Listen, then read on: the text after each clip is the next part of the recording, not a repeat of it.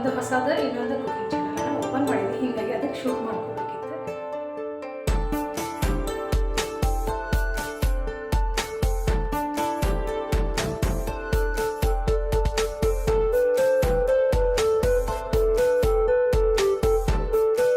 So hi hello ನಮಸ್ಕಾರ ಎಲ್ಲರಿಗೂ, welcome back to my channel. ಇವತ್ತಿನ ಬ್ಲಾಗ್ ಸ್ಟಾರ್ಟ್ ಮಾಡೋಕತ್ತೀನಿ ನೋಡ್ರಿ. ಮಾರ್ನಿಂಗ್ ರೂಟೀನ್ ಎಲ್ಲ ಮುಗಿಸ್ಕೊಂಡಿನಿ. ಸಂಡೇ ಅಲ್ಲರಿ ಒಂದು ಸ್ವಲ್ಪ ಲೇಟಾಗಿಯೇ ಇದ್ರು. ಸೊ ನಾನು ಆ್ಯಕ್ಚುಲಿ ಲೇಟಾಗಿಯೇ ಇದ್ದೆ. ಸೊ ಹೀಗಾಗಿ ಎಲ್ಲರೂ ಸ್ವಲ್ಪ ಕೆಲಸನ ಆಯ್ತು ಅಂದ್ರೆ ನಾನು ನಾರ್ಮಲ್ ಟೈಮಿಗೆ ಆಗಿಬಿಡ್ತಿ. ಎಷ್ಟೋ ಮಕ್ಕೋಬೇಕಂತಂದು ಇದು ಮಾಡಿದ್ದೇವೆ, ಆದರೆ ಅದು ಟೈಮಿಗೆ ಎಚ್ಚರ ಆಗಿಬಿಡ್ತದೆ. ಸ್ವಲ್ಪ ಹಂಗೆ ಹಿಂಗೆ ರೆಸ್ಟ್ ಮಾಡಿ ಮತ್ತೆ ಹೇಳೋದು ಅಂತಂದರೆ ಸ್ವಲ್ಪ ಲೇಟಾಗೇ ಎದ್ದಿರ್ತೀನಿ ಸಂಡೇ. ಯಾಕಂದರೆ ಇನ್ನೊಂದು ಯೋಗ ಕ್ಲಾಸ್ ಇರೋಂಗಿಲ್ಲ. ಇನ್ನು ನಾಳಿಂದ ನಮ್ಮ ಸಿದ್ದಿಂದು ಸ್ಕೂಲಲ್ಲಿ ಶುರು ಅಲ್ರಿ ಇನ್ನು, ಹೀಗಾಗಿ ಮತ್ತು ನಾಳಿಂದ ರೆಗ್ಯುಲರ್ ರೂಟೀನ್ ಶುರು ಆಗ್ತೈತಿ. ಸೊ ಇವತ್ತು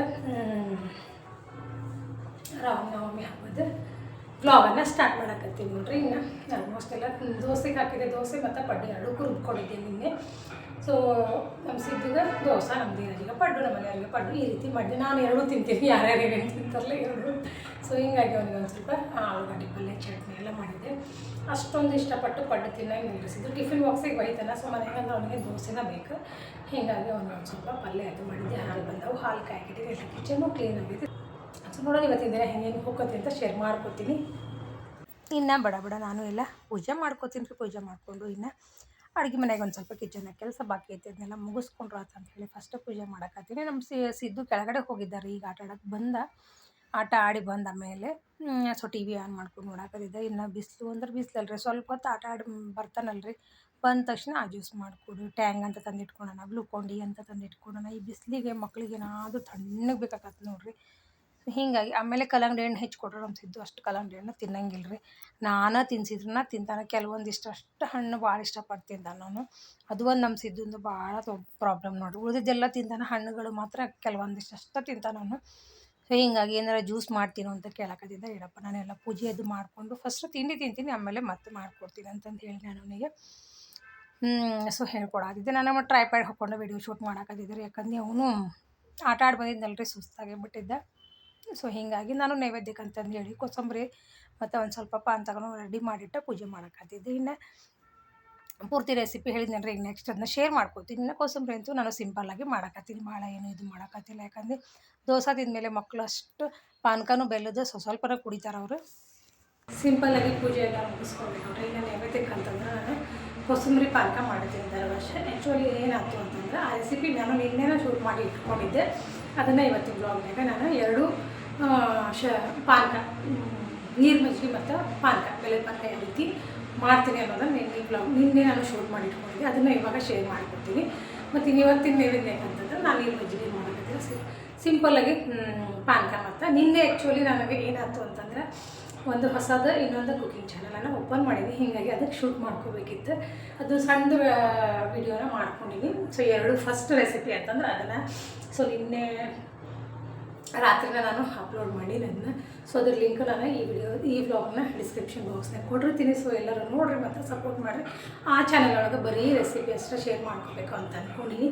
ಹೀಗಾಗಿ ನಾನು ಸಿಂಪಲ್ಲಾಗಿ ಒಂದೊಂದು ಗ್ಲಾಸ ನಾನು ಎರಡು ಮಾಡಿ ಶೇರ್ ಮಾಡ್ಕೊಂಡಿನಿ ಆ ಚಾನಲ್ ಒಳಗೆ.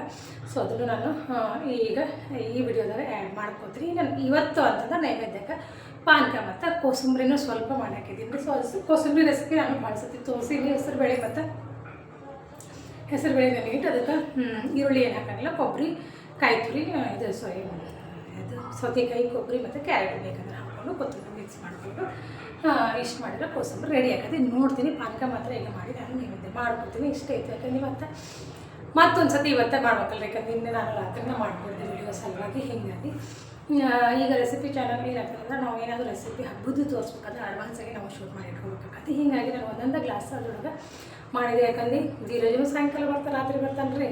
ಸಿದ್ದನು ಅವನು ಅಷ್ಟೊಂದು ಮಜ್ಜಿಗೆ ಅದು ಹಿಂಗೆ ಮಸಾಲೆ ಮಜ್ಜಿಗೆ ಆ ಥರ ಕೊಟ್ಟರೆ ಅವನು ಇಷ್ಟಪಡೋಂಗಿಲ್ಲ. ಹೀಗಾಗಿ ಮನೆಯವರು ಎದ್ದಿದ್ದಿಲ್ಲ. ಹೀಗಾಗಿ ಸ್ವಲ್ಪ ನಾನು ರೆಸಿಪಿ ತೋರಿಸೋದು ಸಲುವಾಗಿ ಮಾಡಿದೆ. ಸೊ ಇವತ್ತೊಂದು ಸ್ವಲ್ಪ ಪಾನಕ ಮಾಡಿ ಬಂದಾದಮೇಲೆ ಶೇರ್ ಮಾಡ್ತಾರೆ. ಜಸ್ಟ್ ಪೂಜೆ ಅದು ಆಯಿತು. ನಾವು ಉಪವಾಸ ಅದು ಏನೂ ಮಾಡಿರ್ತೀವಿ, ಸಿಂಪಲ್ ಏನಾದರೂ ಪೂಜೆ ಮಾಡಿ ಇಷ್ಟು ಮಾಡಿರ್ತೀವಿ. ಮತ್ತು ನಾನು ಈಗ ಸ್ವಲ್ಪ ದೋಸೆ ಪಡ್ಡು ಎಲ್ಲ ತಿಂತೀನಿ ಎಂದು ಮತ್ತು ನೋಡೋಣ ಇವತ್ತಿಂದ ಅವ್ನು ಫಸ್ಟ್ ರೆಸಿಪಿ ನಿಮ್ಮ ಜೊತೆಗೆ ಶೇರ್ ಮಾಡ್ಕೊತೀನಿ. ಮತ್ತು ನಾನು ಅಷ್ಟೊತ್ತಿಗೆ ತಿಂಡಿ ತಿಂದು ರೆಸಿಪಿ ನೀವು ನೋಡಿರಿ, ತಿಂಡಿ ನಾನು ತಿಂತೀನಿ. ಸೊ ಮತ್ತು ನೆಕ್ಸ್ಟ್ ಬ್ಲಾಗ್ ಕಂಟಿನ್ಯೂ ಮಾಡ್ತೀನಿ.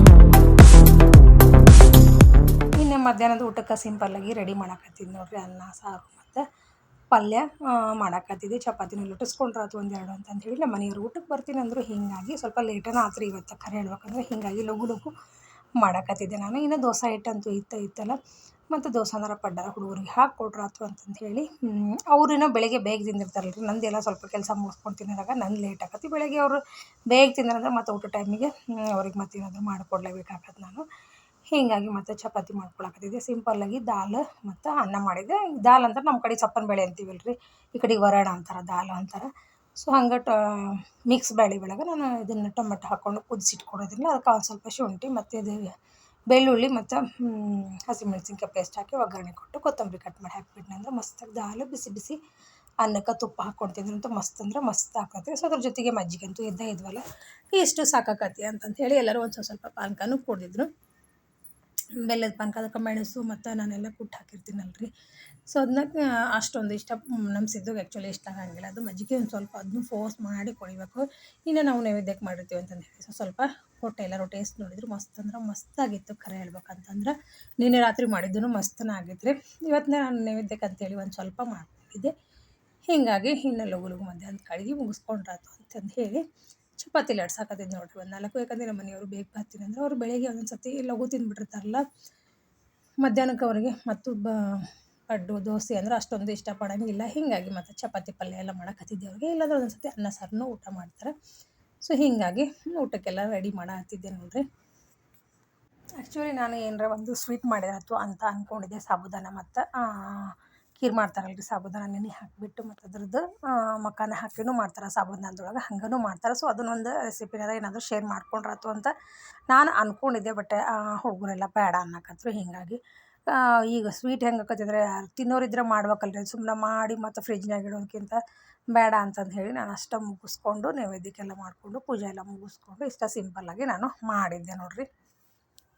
ಇನ್ನು ನಾಳಿಂದ ನಮ್ಮ ಸಿದ್ದುಂದು ಮತ್ತು ರೆಗ್ಯುಲರ್ ಸ್ಕೂಲ ಶುರು ಆಗ್ತದೆ ನೋಡಿರಿ. 5th ಸ್ಟ್ಯಾಂಡರ್ಡಿಗೆ ಹೋಗ್ತಾನೆ. ಮತ್ತು ಹೊಸ ವ್ಲಾಗೆಲ್ಲ ನಾಳಿಂದ ಮತ್ತು ಶೇರ್ ಮಾಡ್ಕೋತೀನಿ. ಸ್ವಲ್ಪ ರೂಟೀನೇನೂ ಚೇಂಜ್ ಆಗ್ತದೆ. ಇನ್ನು ರಜಾ ಇತ್ತಲ್ರಿ ಒಂದು 8 ದಿನ. ಹೀಗಾಗಿ ಎಲ್ಲ ಹಿಂದೆ ಮುಂದೆ ಎಲ್ಲ ಕೆಲಸಗಳು ನಡೆದಾಕತ್ತಿದ್ದು. ಒಟ್ಟಿನಾಗ ಎಕ್ಸಾಮ್ ಮುಗಿದ್ಮೇಲೆ ಸ್ವಲ್ಪ ರಿಲ್ಯಾಕ್ಸ್ ಅನ್ಸಕತ್ತೈತಲ್ರಿ. ಹೀಗಾಗಿ ಇನ್ನು ಮತ್ತು ನಾಳಿಂದ ಮತ್ತು ರೂಟೀನೇ ಶುರು ಆಗ್ತದೆ ನೋಡಿರಿ. ಸೊ ನಮ್ಮ ಮನೆಯವರು ಬರ್ತೀನಿ ಅಂದರು. ಹೀಗಾಗಿ ಲಘು ಲಘು ನಾನು ಚಪಾತಿ ಮತ್ತು ದಾಲ್ ಒಗ್ಗರಣೆ ಹಾಕ್ಕೊಳಕತ್ತಿದ್ದೆ. ಹೋಪ್ಸೋ ಇವತ್ತಿನ ವ್ಲಾಗ್ ಅಂದರೆ ರಾಮನವಮಿ ವ್ಲಾಗ್ ದಿನ ಹೆಂಗೆ ಎಲ್ಲ ಹೊರಡೀತು ಅನ್ನೋದು ನಿಮ್ಮ ಜೊತೆಗೆ ಶೇರ್ ಮಾಡ್ಕೊಂಡಿವಿ ನೋಡಿರಿ. ಸಿಂಪಲ್ಲಾಗಿ ಚಲೋ ಅನ್ನಿಸ್ತು ಮತ್ತು ಖುಷಿ ಅನ್ನಿಸ್ತು. ಮಕ್ಕಳೆಲ್ಲ ಮನೆಯಾಗಿದ್ವಲ್ರಿ. ಹೀಗಾಗಿ ಅವತ್ತಿನ ದಿನ ನಾವು ಎಲ್ಲರೂ ಟೈಮ್ ಸ್ಪೆಂಡ್ ಮಾಡಿದ್ವಿ ಅಂತಲೇ ಹೇಳ್ಬೋದು. ಮತ್ತು ಆಲ್ಮೋಸ್ಟ್ ಇನ್ನು ಸಿದ್ದುನ ಕವರೆಲ್ಲ ಹಾಕಿ ಇಟ್ಕೊಂಡಿದ್ದೆ. ಇನ್ನು ನಾಳಿದೆಲ್ಲ ಮತ್ತೆಲ್ಲ ರೆಡಿ ಮಾಡ್ಕೋಬೇಕಲ್ರಿ. ಹೋಪ್ಸೋ ನೀವು ಎಂಜಾಯ್ ಮಾಡಿರಿ ಅಂತ ಅಂದ್ಕೊಂಡಿದ್ದೀನಿ. ಇಷ್ಟ ಆದರೆ ಲೈಕ್, ಶೇರ್, ಕಮೆಂಟ್ ಮಾಡಿರಿ, ಸಬ್ಸ್ಕ್ರೈಬ್ ಮಾಡ್ಕೊಂಡು ಸಪೋರ್ಟ್ ಮಾಡಿರಿ. Thank you. ಬಾಯ್.